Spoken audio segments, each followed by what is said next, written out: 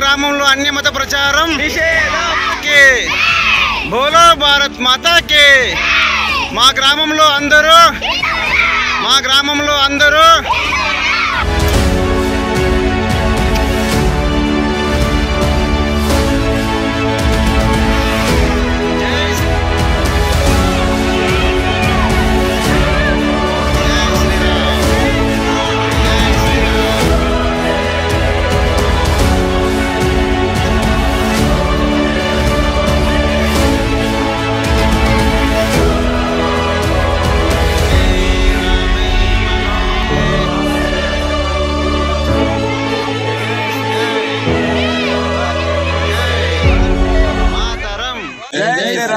ఈ రోజు మనం అనంతపురం జిల్లా బ్రహ్మసముద్రం మండలం నంజాపురం గ్రామంలోన అన్య మత ప్రచారం నిషేధం మా గ్రామంలో ఉన్నాము.